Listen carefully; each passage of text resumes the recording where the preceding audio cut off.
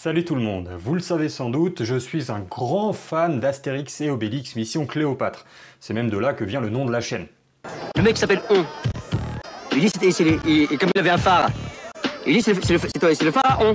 Il y a dans ce film une réplique absolument culte qu'on doit au scribe Otis, interprété par Édouard Baird. Il répond alors à une question posée par Panoramix, interprété par le regretté Claude Rich. Et cette question est... C'est une bonne situation, ça, scribe. Et on peut dire que la réponse du scribe est... fournie. Mais vous savez, moi je crois pas qu'il y ait de bonnes ou de mauvaises situations. Moi, si je devais résumer ma vie aujourd'hui avec vous, je dirais que c'est d'abord des rencontres. Des gens qui m'ont tendu la main peut-être à un moment où je ne pouvais pas, où j'étais seul chez moi. Et c'est assez curieux de se dire que les hasards, les rencontres forgent une destinée. Parce que quand on a le goût de la chose, quand on a le goût de la chose bien faite, le beau geste, parfois on ne trouve pas l'interlocuteur en face, je dirais, le miroir qui vous aide à avancer. Alors ça n'est pas mon cas. Quand je disais, au contraire, j'ai pu, et j'ai dit merci à la vie, je lui dis merci, je chante la vie, je danse la vie, je ne suis qu'amour. Et finalement, quand beaucoup de gens aujourd'hui me disent, mais comment fais-tu pour avoir cette humanité? Et bien je réponds très simplement, je leur dis, c'est ce goût de l'amour, ce goût donc qui m'a poussé aujourd'hui à entreprendre une profession mécanique. Mais demain, qui sait, peut-être simplement à me mettre au service de la communauté, à faire le don de soi. En revoyant pour la énième fois ce film, une idée m'est venue. Répondre une bonne fois pour toutes à la question posée par Panoramix, mais d'un point de vue égyptologique. Alors, finalement, c'est une bonne situation ça, scribe ?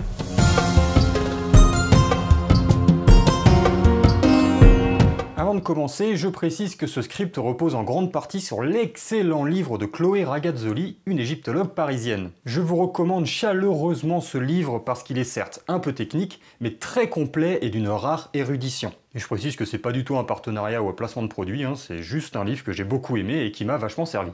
Être scribe, c'est d'abord aller à l'école pour apprendre les rudiments de la lecture et de l'écriture. Malheureusement, les traces d'école en Égypte ancienne sont très minces, et hormis quelques documents s'apparentant à des exercices scolaires, on a du mal à se faire une idée précise de la formation des écoliers. Quelques textes mentionnent bien des lieux dédiés à l'apprentissage, mais sans être particulièrement explicites. Je t'ai placé dans la chambre d'éducation, parmi les enfants des dignitaires, pour t'éduquer et faire ta formation à cet office qui élève. Ta mère te plaça dans la chambre d'éducation, on t'y enseigna à écrire.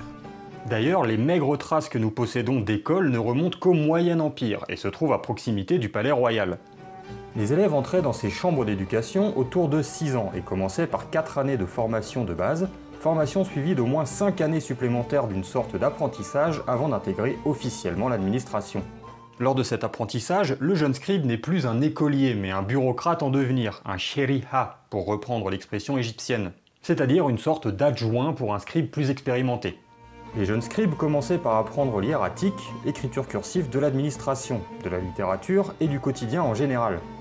Les élèves apprenaient le tracé des signes, recopiaient mots et phrases issus de textes célèbres et intégraient ainsi les rudiments de la grammaire, du vocabulaire et de la calligraphie. S'y ajoutaient des cours de calcul, de la géographie et sans doute un peu de géométrie.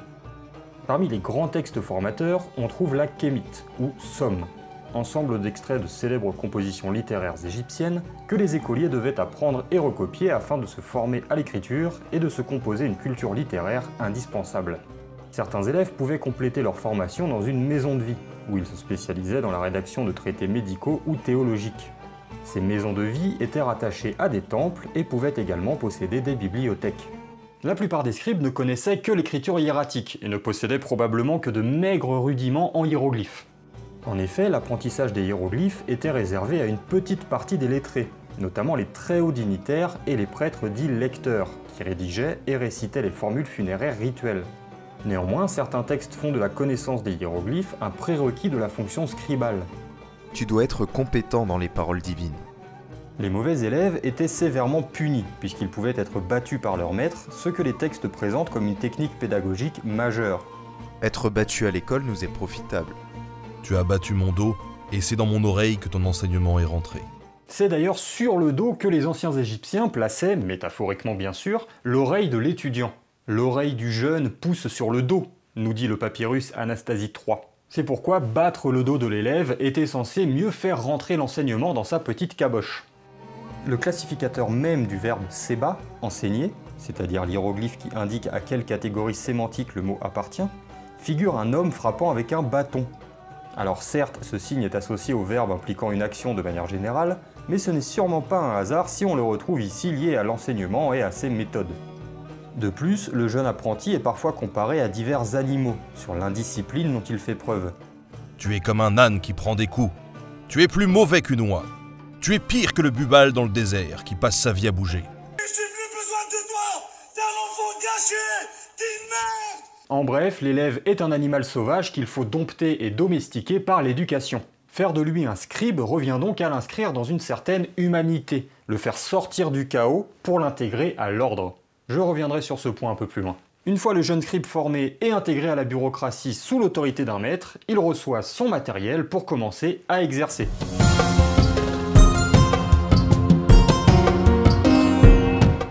Le matériel du scribe se compose d'une palette sur laquelle il peut préparer son encre à base de pigments rouges et noirs. A la base, cette palette était souvent une simple coquille ou un bout de bois, et elles se sont perfectionnées au fil du temps.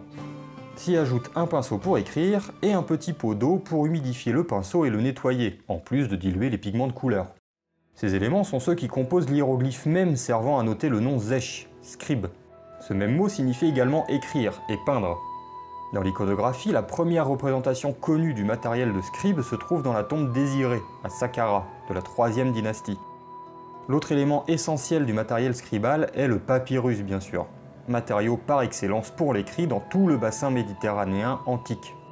On trouve aussi des ostracas, c'est-à-dire des tessons de poterie, et des tablettes stuquées, mais le papyrus est non seulement le plus représentatif, mais aussi le plus diffusé hors d'Égypte. La potion magique, ça n'existe pas. Hein.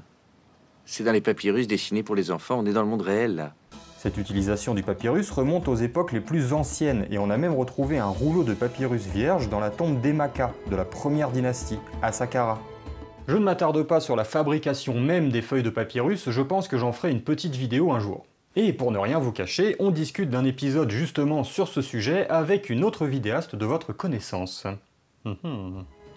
La tablette et le papyrus sont tellement essentiels à l'activité scripturale que le papyrus Chester Beatty IV les désigne comme des membres de la famille du scribe.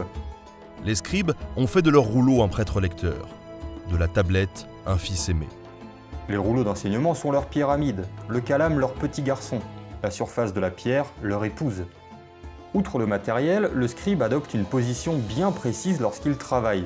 Assis, un genou à terre et l'autre levé ou en tailleur, le rouleau dans une main et le pinceau dans l'autre. Ils utilisaient parfois de petites tables pour poser leur matériel, mais écrivaient avec le rouleau sur les genoux.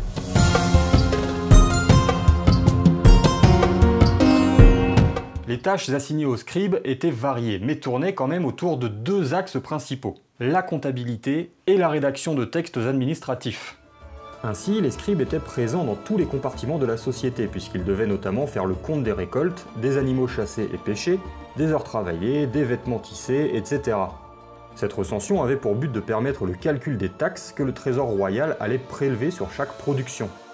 Les scribes mesuraient donc également les quantités de métal utilisées en joaillerie, le matériel employé sur les chantiers, l'équipement embarqué pour les expéditions à l'étranger, et j'en passe. Comme le résume Chloé Ragazzoli, les scribes se placent dans une position intermédiaire entre le premier rang de l'État et la force de travail. C'est l'échelon des contrôleurs, des administrateurs et autres contremaîtres. En un mot, c'est le monde des scribes qui encadre le travail au plus près de son accomplissement. Cette notion de contrôle est très importante et mise en avant par les scribes eux-mêmes afin d'inciter les jeunes à embrasser la fonction scribale. Il n'y a pas de métier sans contrôleur, sauf celui de scribe, car c'est lui le contrôleur. Applique-toi à devenir scribe et tu contrôleras l'humanité. Au-delà de l'implication des scribes dans la vie de tous les jours, on en trouvait également de nombreux à la cour et dans l'entourage du vizir, le second personnage de l'État. En effet, ces 2 institutions avaient besoin des scribes pour les activités judiciaires, pour gérer les archives, inventorier les stocks de nourriture, gérer le trésor, contrôler les ateliers et ainsi de suite. Les scribes attachés au bureau du vizir en tiraient d'ailleurs un grand prestige et le mettaient volontiers en avant, à l'image d'Amenemhat, intendant du scribe Ouseramon sous le règne de Thoutmôsis III. Les fonctions mêmes des scribes et leur place dans la société sont un élément central de leur existence. Les scribes ont, tout au long de l'histoire égyptienne, déployé beaucoup d'énergie pour mettre en avant cette distinction sociale, comme on va le voir juste après. Les scribes eux-mêmes étaient bien sûr organisés selon une hiérarchie bien précise, avec de simples bureaucrates en bas de l'échelle, des chefs de département, des inspecteurs, des directeurs au-dessus d'eux, et ainsi de suite. Les scribes travaillant à la cour et dans les temples étaient sans surprise parmi les mieux considérés et les mieux établis dans la société en général.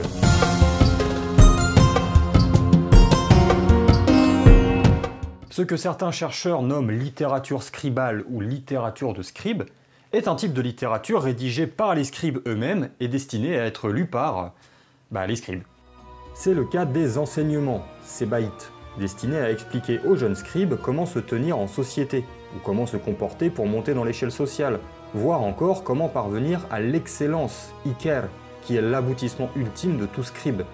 Excellent. L'excellence concerne d'ailleurs également les mains et les doigts du scribe, ses outils de travail en quelque sorte.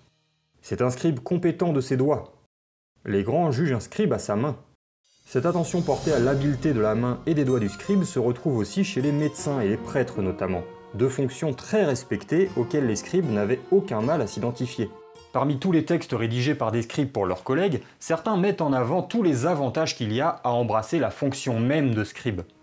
Le papyrus Chester Beatty V est en cela particulièrement explicite. Deviens scribe, c'est un office plus utile que tout autre. Deviens scribe, ainsi tu te garderas de nombreux maîtres. Deviens scribe, tu te préserveras des corvées. Les textes glorifiant l'accès au métier de scribe vont même plus loin, en faisant de cette vocation un moyen de devenir un homme à part entière, c'est-à-dire devenir un homme respectable, accompli, partie intégrante de l'élite.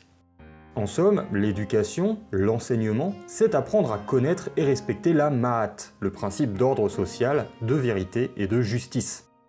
C'est aussi assurer son salut, le scribe en formation accédant à un savoir qui lui permet d'éviter les écueils de la vie et de donner à sa vie une direction honorable. Bien sûr, les jeunes apprentis dissipés ou qui abandonnent leur vocation première sont vite sermonnés. Ton orgueil est un monument de 30 coudées, mais tu as l'envergure d'un oisillon. On m'a dit que tu as abandonné l'écriture, que tu virevoltes au gré de tes plaisirs. Tu es comme un gouvernail tordu sur un bateau, qui n'obéit d'aucun bord. Tu es comme un naos vide de son dieu, comme un foyer vide de pain. Tu vas de ruelle en ruelle, et ça pue la bière partout où tu as mis le pied. Tequila, Heineken, pas le temps de niaiser. On retrouve ici les principaux défauts attribués aux jeunes scribes et contre lesquels il faut se prémunir. La vanité, la paresse et le manque d'écoute ou de concentration. Mais l'un des principaux objectifs de la littérature des scribes est de montrer à quel point leur métier est le meilleur qui soit. C'est notamment ce que font les textes dits satiriques, dans lesquels les scribes s'évertuent à dénigrer les autres travailleurs, quels qu'ils soient, en mettant en avant les atteintes physiques dues à leurs tâches ingrates, leur position sociale inférieure, etc. Parmi les plus célèbres de ces textes figure l'enseignement de Réti, aussi appelé la satire des métiers. Il s'agit d'un long texte dénigrant plus de 20 professions afin de mettre en lumière toute la valeur de la fonction scribale. J'ai vu le chaudronnier à sa tâche, à la gueule de son four. Ses doigts sont comme des excréments de crocodile. Il pue plus que des œufs de poisson. Le jardinier est en train de porter le balancier. Chacune de ses épaules est en décrépitude. Un gros abcès est sur son cou et il produit de la graisse. Le charbonnier, ses doigts sont pourris et leur odeur est comme celle des cadavres. Le blanchisseur est en train de laver sur la berge, ses voisins sont les crocodiles. Je veux te parler aussi du pêcheur. Il est plus malheureux que tous les autres métiers. Pour faire bref, deviens scribe, sinon tu auras du pu dans le cou et les doigts qui sentent le caca. Pas très subtil, mais plutôt efficace. Chloé Ragazzoli résume parfaitement cette situation. Les scribes se reconnaissent dans un métier. Celui-ci les inscrit dans le système social égyptien en général. La construction de l'identité du sujet et du groupe passe par une situation et une classification de soi et des autres.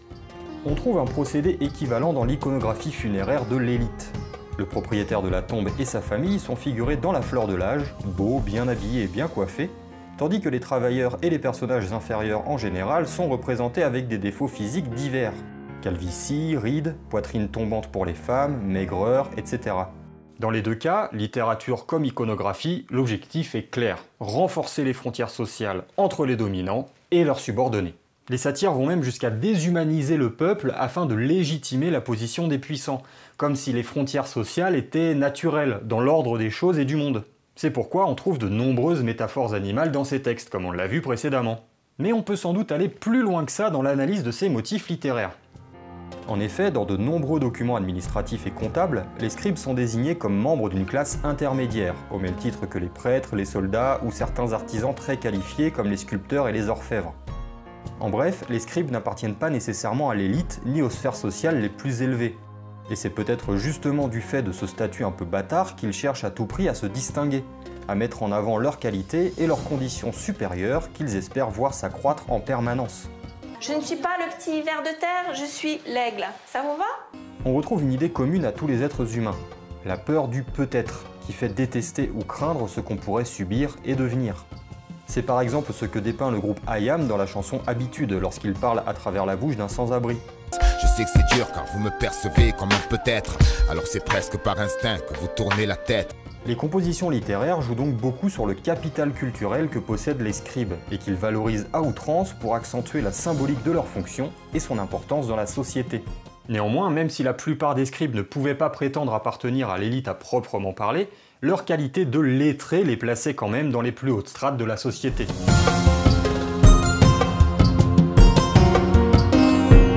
Savoir lire et écrire, en Égypte ancienne, était gage d'une certaine éducation, donc d'une certaine position dans la hiérarchie sociale. Et soyons honnêtes, c'est toujours un peu le cas aujourd'hui. Cette littératie, c'est-à-dire le fait de pouvoir lire et écrire au quotidien, est abondamment mise en avant par les scribes dans leur littérature, de même que par les membres de l'élite, notamment dans leur biographie funéraire. Le nom même de scribe, ou scribe excellent, est devenu au fil du temps un qualificatif glorifiant, que celui qui le porte ait été réellement scribe ou pas.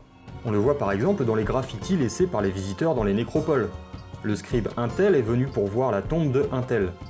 De même, certains vont jusqu'à critiquer les inscriptions laissées par leurs prédécesseurs parce que celles-ci sont mal écrites ou fautives.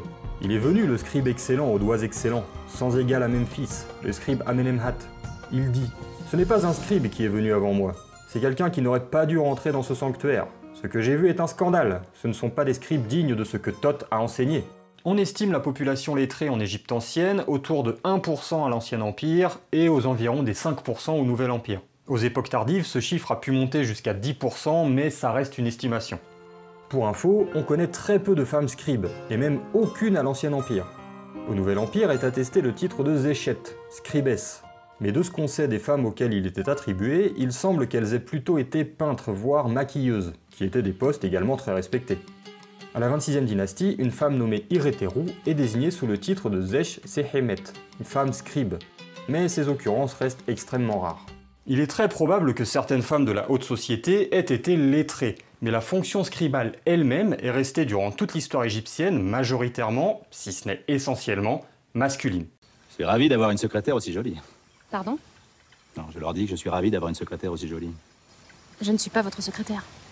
Vous êtes la secrétaire de qui alors? Et pourtant, il existe une déesse liée à l'écriture. Eh oui.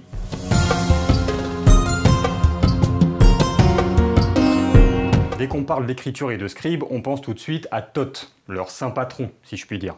Mais il ne faut pas oublier d'évoquer aussi la déesse Séchat, dont l'importance n'est pas à négliger. Je précise tout de suite que je ne vais parler de ces divinités que de façon très partielle, parce que je leur consacrerai des vidéos entières dans ma série consacrée au panthéon égyptien.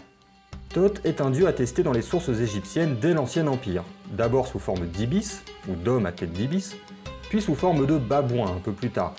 Il est le dieu de l'écriture et de tout ce qui a trait à la littératie et à l'intellect. Il est aussi parfois désigné comme maître des paroles divines, c'est-à-dire les hiéroglyphes, dont il est considéré comme le créateur dans de nombreux épisodes mythologiques. Pourtant, aussi intimement lié à l'écriture que puisse être le dieu Thoth, ce n'est qu'à partir du Nouvel Empire qu'on le désigne lui-même en tant que scribe. On le voit par exemple dans le temple d'Hatchepsout à Der el-Bahari, où il tient les comptes de l'expédition envoyée au pays de Punt. Et si vous ne voyez pas du tout de quoi je parle, je vous invite évidemment à aller voir mes épisodes consacrés à Hatshepsut, tout y est expliqué en détail. Dans le mythe d'Horus et Seth, Thoth occupe une fonction scribale puisqu'il est le greffier des dieux, celui qui prend en note les paroles prononcées lors des assemblées divines. On le retrouve aussi dans les textes funéraires, où il note le verdict de la balance lors de la pesée du cœur et le jugement des morts en général. On a retrouvé de nombreux ex-voto montrant des scribes accompagnés d'un babouin. Il s'agit de petites statuettes via lesquelles les scribes se placent sous la protection de Thoth, qui veille ainsi sur leur personne et leur activité. Idem avec les ostracas, tessons de poterie peints ou inscrits, où est figuré le dieu Thoth prêt à recevoir les offrandes de la part d'un scribe en pleine activité.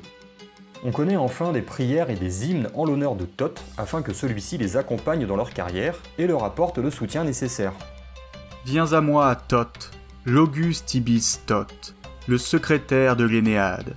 Viens à moi et donne-moi conseil. Rends-moi compétent dans ton office. Ta fonction est meilleure que toute autre, elle grandit son officiant. Celui qui l'exerce deviendra dignitaire. C'est toi qui donnes conseil. La bonne fortune et le succès sont avec toi. Viens à moi et donne-moi conseil. Les défunts peuvent même s'identifier directement à Thoth dans leur parcours vers la régénération. En effet, la connaissance des formules rituelles, des noms des gardiens ou des portes à franchir est indispensable pour accéder et traverser l'au-delà. Rien de mieux donc que de s'identifier au dieu de la connaissance par excellence. Cette capacité essentielle du scribe, celle de la maîtrise du langage divin, permettait également de déjouer les pièges du parcours semé d'embûches de la complexe géographie de l'au-delà égyptien. Pour ce qui est de la déesse Séchat, elle est parfois considérée comme une parèdre de Thoth, c'est-à-dire une sorte de compagne dont les fonctions sont complémentaires de celles de son acolyte. Elle est malheureusement beaucoup moins connue que Thoth, et pourtant elle occupait des fonctions essentielles au bon fonctionnement du monde égyptien. Liée elle aussi à l'écriture, elle est également associée à d'autres disciplines comme l'astronomie par exemple. Elle occupe une place centrale dans la préservation de la mémoire et la conservation des archives depuis l'aube des temps. Bien qu'elle soit moins célèbre que Thoth, il semble que Séchat soit plus ancienne que lui puisqu'elle est attestée dès la première dynastie. C'est elle qui fait le compte des années de règne de chaque pharaon en incisant un rameau de palmier, hiéroglyphe qui permet de noter le mot Renpet, année, en ancien égyptien. Elle est également liée à l'arbre Ished, sur les feuilles duquel les différents noms des rois égyptiens étaient inscrits, afin qu'ils perdurent pour l'éternité et que leur mémoire ne se perde jamais. Je développerai lorsque je parlerai d'elle dans une vidéo dédiée, mais je maintiens qu'il ne faut pas oublier Séchat lorsqu'on parle des scribes. Même si elle a été largement effacée par Thoth dans l'imaginaire collectif, elle n'en reste pas moins une déesse majeure dans la pensée égyptienne. D'ailleurs, certains scribes étaient désignés comme favoris de Thoth, aimés de Séchat.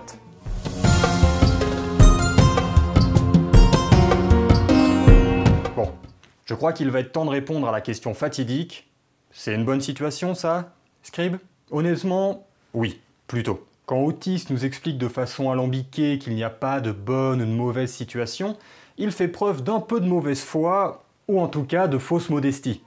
En Égypte ancienne, les scribes occupaient des positions indispensables au bon fonctionnement de l'État en assurant la rentrée des taxes, la rédaction des documents officiels, le compte des expéditions, travaux, butins de guerre et ainsi de suite. Bref, les scribes étaient partout, omniprésents et essentiels à la machine étatique. Certes, tous les métiers étaient importants, mais tous ne jouissaient pas des avantages qu'offrait la fonction de scribe. Travail peu exigeant physiquement, rémunération sans doute bien meilleure que pour la plupart des autres travailleurs, accès à la lecture et à l'écriture, donc à une certaine reconnaissance de la part de l'élite, voire accès à l'élite elle-même au fil de la carrière, etc. En bref, les scribes accédaient beaucoup plus facilement que d'autres aux hautes sphères de la société. Et on connaît bien plus de scribes devenus hauts dignitaires que de maçons, de chaudronniers ou autres blanchisseurs. D'ailleurs, s'il existe bien des scribes ayant accédé au statut de dignitaire en partant de rien ou presque, on connaît un bon nombre de dynasties de scribes dans lesquelles la fonction se transmettait de père en fils, ce qui était aussi le cas de la plupart des métiers. Moi, laveur de carreaux de père en fils, fils de boulanger. Bien entendu, tous les scribes ne devenaient pas de nobles courtisans proches du roi et de la cour. Il n'en reste pas moins qu'on avait quand même plus de chances de le devenir en étant scribe qu'en étant soldat, pêcheur ou agriculteur. Donc, oui. Scribe, c'était plutôt une bonne situation. Ça fait plaisir.